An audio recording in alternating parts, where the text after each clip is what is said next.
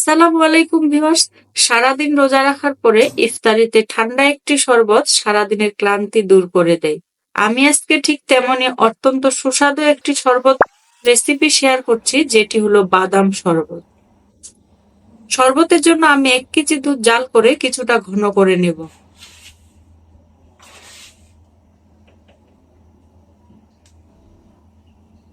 দিয়ে দিলাম 1/4 কাপ চিনি, 1 চিমটি জাফরান, এটি অপশনাল, চাইলে এটি স্কিপ করতে পারেন। দুধটি অনেকটা ঘন হয়ে এসেছে, এবার আমি চুলা অফ করে দিয়ে দুধটি ঠান্ডা করে নেব।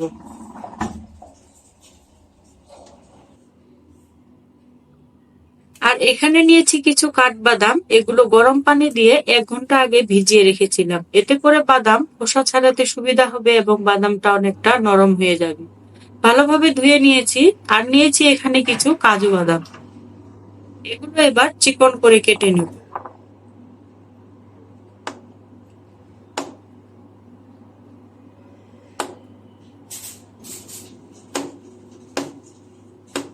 সবগুলো বাদাম কেটে নেওয়া হয়ে গিয়েছে।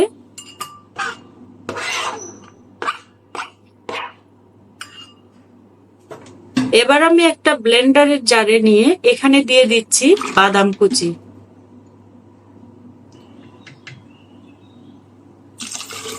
আর 1 কাপের মতো দুধ। এবার এগুলো ব্লেন্ড করে নেব। বাদামগুলো যখন পুরোপুরি ব্লেন্ড হয়ে যাবে, তখন আমি দিয়ে দিচ্ছি বাকি দুধটুকু।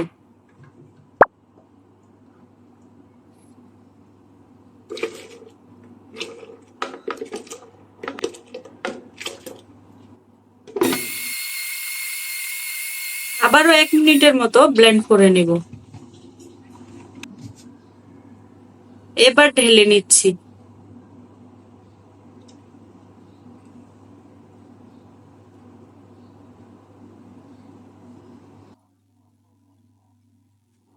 দিয়ে দিলাম আইস কিউব।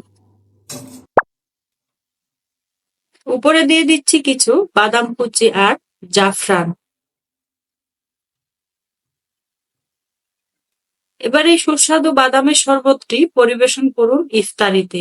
রেসিপিটি কেমন লেগেছে অবশ্যই কমেন্টে জানাবেন।